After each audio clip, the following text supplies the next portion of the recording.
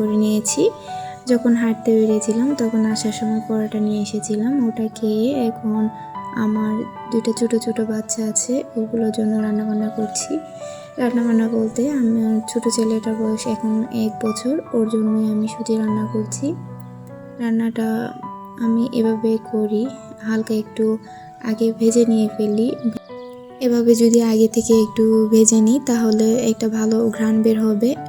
তারপর আমি দিয়ে দিলাম হালকা একটু দুধটা দিয়েছি ভালো একটা সুন্দর কালার আসার জন্য, সাদা কালার। আমার সুজির ভালো কালার, যে অরিজিনাল কালার, ওটা ভালো লাগে না, যার কারণে এই দুধটা দেওয়া। আর একটা দুধের ঘ্রাণ বের হবে, ওটাও কিন্তু ভালো লাগবে। সামান্য চিনি লবণ দিয়ে একটু ভালোভাবে নাড়াচাড়া করে নিয়েছি যাতে ধলা পেকে না যায়, তার কারণে গরম হবে, ওই জন্য একটু পরেই ওকে খাওয়াবো। তার আগে চলুন আজকে একটা দুঃখের বিষয় আপনাদের সাথে শেয়ার করি।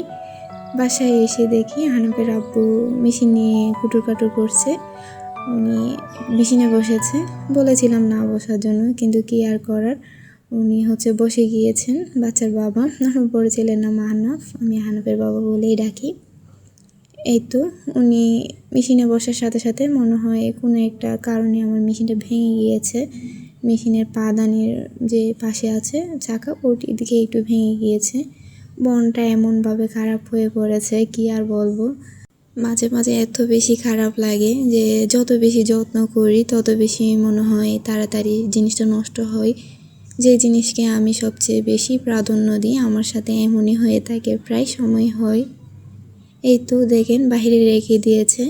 আমি যখন ভিডিওটা করছিলাম তখন হানাফের আব্বু ওই ভাঙা অংশটা নিয়ে বাজারে গিয়েছে। আমি দেখি এদিকে ধুলো জমে গিয়েছে। এটা সচরাচর যেহেতু এর উপরে মেশিনটা বসে পরিষ্কার করা হয় না, ধুলো জমে গিয়েছে। আমি ভাবলাম যখন নষ্ট হয়ে যায় তখন এই ধুলোটা একটু পরিষ্কার করে দিই।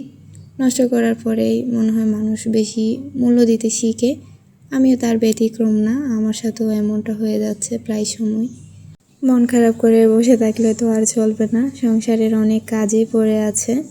আমি যখন একটু ভাঁজ করে রেখে দিচ্ছি। বাচ্চাদের কাপড় আসলে অনেক বেশি প্রয়োজন হয়, আবার অনেক বেশি কষ্ট হয় ভাঁজ করতে। মনে হয় যেন আজ করব না কাল করব না, কিন্তু যদি কাপড় গুছানো থাকে তাহলে কিন্তু বাসাটাকে খুব সুন্দর লাগে, মনে হয় যেন সব কাছে গুছিয়ে ফেলেছি। তাই কাপড়গুলা গুছিয়ে নিলাম, গুছিয়ে জায়গা মতো রেখে দিলাম। রেখে দিয়ে এবার চলে আসলাম বাবুর খাবারগুলা নিয়ে, আমি ওকে খাইয়ে দিব এখন। সকালবেলা আমি প্রতিদিন ওকে সুজি দেওয়ার চেষ্টা করি। সুজিটা যেহেতু পেটে একটু পাতলা থাকবে বা স্বাস্থ্যের জন্য ভালো, নরম খাবার, গলায় আটকে যাওয়ার সম্ভাবনা থাকে না। আমার ছেলে অত বেশি খেতে চায় না, আমি ওকে নিয়ে এক পর্যায়ে ঝামেলার মধ্যে পড়ে গিয়েছি। মাঝে মাঝে মনে হয় পিঠাই দিয়ে খাওয়াই, মানে রাগ উঠে যায়। কার কার এমন হয় কমেন্ট করে জানাবেন। ভিডিও শেষ পর্যায়ে চলে এসেছি। আমার প্রথম লাইফস্টাইল ব্লগ ভিডিওটা কেমন হয়েছে আমাকে কমেন্ট করে জানাবেন প্লিজ। এই পর্যায়ে এসে আপনাদেরকে একটা কথা বলবো, আমার ভিডিওর কোনো অংশ যদি আপনার একটু ভালো লেগে থাকে তাহলে প্লিজ আমার ভিডিওতে একটা লাইক দিয়ে আমার চ্যানেলটা সাবস্ক্রাইব করে আমার বন্ধু হয়ে যেতে পারেন, আমি তাতে খুব খুশি হব। আজ এই পর্যন্ত, আসসালামু আলাইকুম।